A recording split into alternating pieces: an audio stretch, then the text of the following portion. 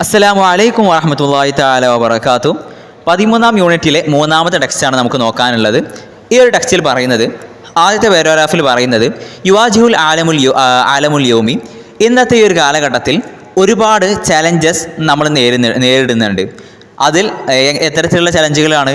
ഈ ഒരു ചലഞ്ചുകളെ നല്ല രീതിയിൽ ഡീൽ ചെയ്യണം എന്നുണ്ടെങ്കിൽ നമ്മുടെ ഈ ഒരു കോമൺ എഫേർട്ട്, ജുഹൂദുൽ മുഷ്തറക്ക എന്ന് പറഞ്ഞു കഴിഞ്ഞാൽ കോമൺ എഫേർട്ട്, എല്ലാ രാജ്യങ്ങളും കൂടി ചേർന്ന് ഒരു കോമൺ എഫേർട്ട് എടുക്കേണ്ടതുണ്ട്. അതിൽ ഏറ്റവും മികച്ചതായിട്ടുള്ള ഏറ്റവും വലിയ ഒരു പ്രതിസന്ധി എന്ന് പറയുന്നത് അൽ ഫഖർ, അത് ദാരിദ്ര്യമാണ്.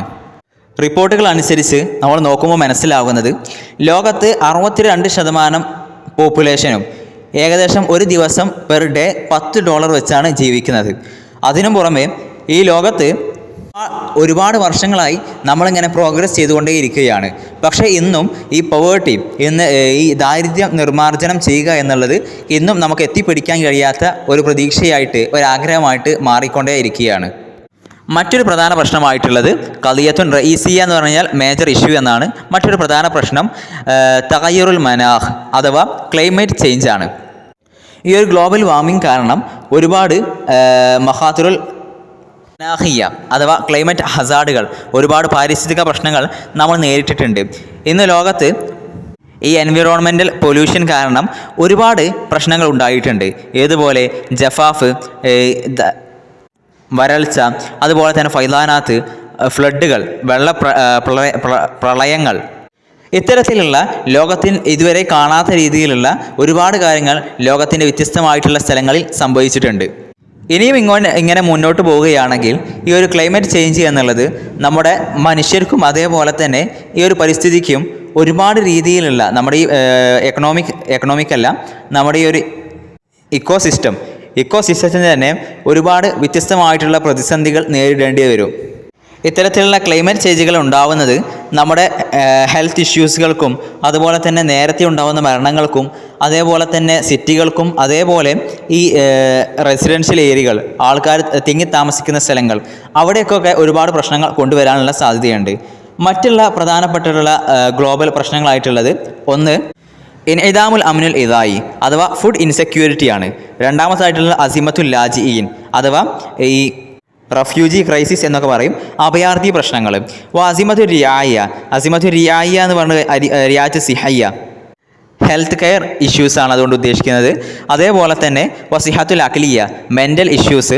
അതേപോലെ സിയാദത്തു അദമുൽ മുസാവാത്തി ബൈനൽ അഗ്നിയ വൽ ഫുഖറായി, പാവങ്ങളുടെയും അതേപോലെ തന്നെ പൈസക്കാരുടെയും പണക്കാരുടെയും ഇടയിൽ എന്ത് ചെയ്യുക, വലിയ രീതിയിലുള്ള ഇനിക്വാലിറ്റി, സമത്വമില്ലായ്മ വലിയ രീതിയിൽ വർദ്ധിക്കുക.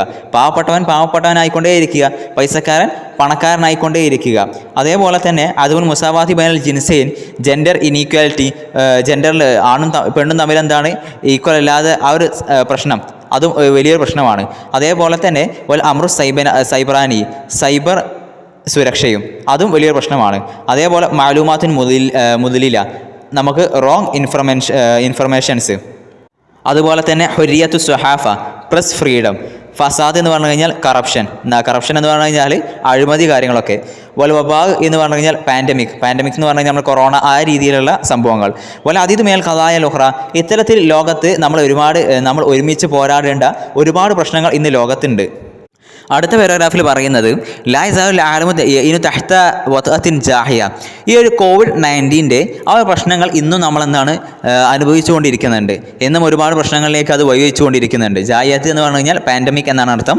അതേപോലെ തന്നെ ഈ ഒരു കൊറോണ ഒരുപാട് നമുക്ക് വ്യക്തമാക്കി തന്ന ഒരു കാര്യം എന്നുള്ളത്, ലോകത്തുള്ള നമ്മുടെ സിസ്റ്റംസ് അതൊക്കെ എന്താണ്, വളരെ വീക്കാണ്, വളരെ ദുർബലമാണ്.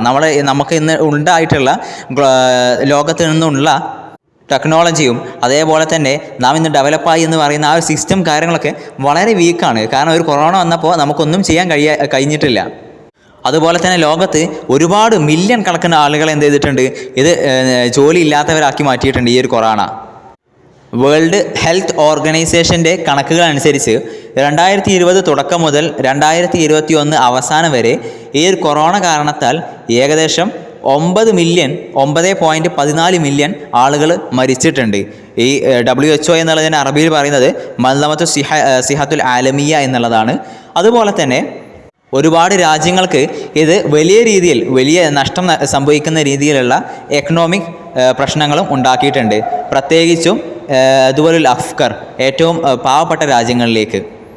അവസാന പാരഗ്രാഫിൽ പറയുന്നത് ഈ ഇത്ര പ്രതിസന്ധികളൊക്കെ നമ്മുടെ മുമ്പിൽ ഉണ്ടായിരിക്കെ നമ്മൾ ഒരുമിച്ച് താവൻ ഒരു കോർപ്പറേഷനോട് കൂടെ നമ്മളെന്താണ് പരസ്പരം സഹായിച്ചുകൊണ്ട് മുന്നേറേണ്ടതുണ്ട്.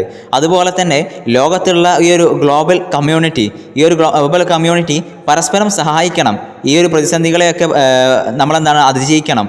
എന്നിട്ട് നമ്മുടെ ഒരു ഹ്യൂമാനിറ്റിക്കും അതേപോലെ തന്നെ നമ്മുടെ ഭൂമിക്കും നമ്മുടെ ഈ പ്ലാനറ്റിനും നല്ലത് വരുന്ന രീതിയിൽ എന്ത് ചെയ്യണം, നമ്മളെല്ലാം ഒരുമിച്ച് പോരാടണം എന്ന് പറഞ്ഞുകൊണ്ടാണ് ഈ ഒരു പാസേജ് അവസാനിപ്പിക്കുന്നത്. സാധാരണ പോലെ തന്നെ വേർഡ്സും മീനിങ്സും ഉണ്ട്, ഇമ്പോർട്ടൻ്റ് ആണ്, അത് നോക്കണം.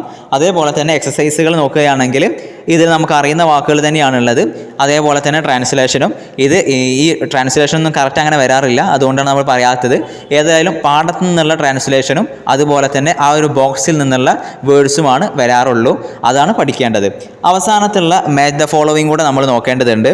അതിലൊന്നാമത്തത് അൽ വഫയാത്തുൽ മുബക്കിറ, അതിനോട് യോജിക്കുന്നത് ഏഴാമതായി വരുന്ന പ്രീമച്വർ ഡെത്ത് എന്നുള്ളതാണ്. രണ്ടാമത്തത് അസിഹത്തുൽ അഖലിയ, അതിനോട് യോജിക്കുന്നത് ഒന്നാമതായി വരുന്ന മെൻ്റൽ ഹെൽത്ത് എന്നുള്ളതാണ്. അടുത്തതായിട്ട് നഷ്റുൽ മാലൂമാത്തുൽ മുദ്ലില, അതിനോട് യോജിക്കുന്നത് രണ്ടാമതായി വരുന്ന ഡിസ്ഇൻഫർമേഷൻ.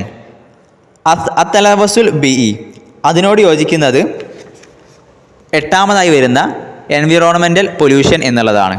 അടുത്തതായിട്ട് യക്ഷിഫു അൻ, അതിനോട് യോജിക്കുന്നത് ഒമ്പതാമതായി വരുന്ന എക്സ്പോസസ് എന്നുള്ളതാണ്. അടുത്തതായിട്ട് യത്രന്നഹു തഹ്ത എന്നുള്ളത്, അതിനോട് യോജിക്കുന്നത് നാലാമതായി വരുന്ന റീലിംഗ് അണ്ടർ എന്നുള്ളതാണ്. അടുത്തതായിട്ട് തആവുനുൽ ആലമി, അതിനോട് യോജിക്കുന്നത് മൂന്നാമതായി വരുന്ന ഗ്ലോബൽ കോർപ്പറേഷൻ എന്നുള്ളതാണ്. അടുത്തതായിട്ടുള്ളത് കൗക്കബ്, അതിനോട് യോജിക്കുന്നത് അഞ്ചാമതായി വരുന്ന പ്ലാനറ്റ്സ് എന്നുള്ളതാണ്. അടുത്തതായിട്ട് മവാദിഉൽ ദ്യാഫ്, അതിനോട് യോജിക്കുന്നത് ആറാമതായി വരുന്ന വീക്ക്നെസ്സസ് എന്നുള്ളതാണ്. അടുത്തതായിട്ട് ഇൻഇദാമുൽ അംനിൽ ഇലായി, അതിനോട് യോജിക്കുന്നത് പത്താമതായി വരുന്ന ഫുഡ് ഇൻസെക്യൂരിറ്റി എന്നുള്ളതാണ്. പിന്നീട് നമ്മളിവിടെ പഠിച്ച കാര്യങ്ങളൊന്ന് റിപ്പീറ്റ് ചെയ്യുന്നുണ്ട്, അവ നമ്മൾ വായിച്ചു നോക്കേണ്ട ആവശ്യമില്ല. ഏതായാലും ഇത്രയും കാര്യങ്ങളാണ് നമുക്ക് നോക്കേണ്ടത്. അസ്സലാമു അലൈക്കും വറഹ്മത്തുള്ളാഹി തആല വബറകാതുഹു.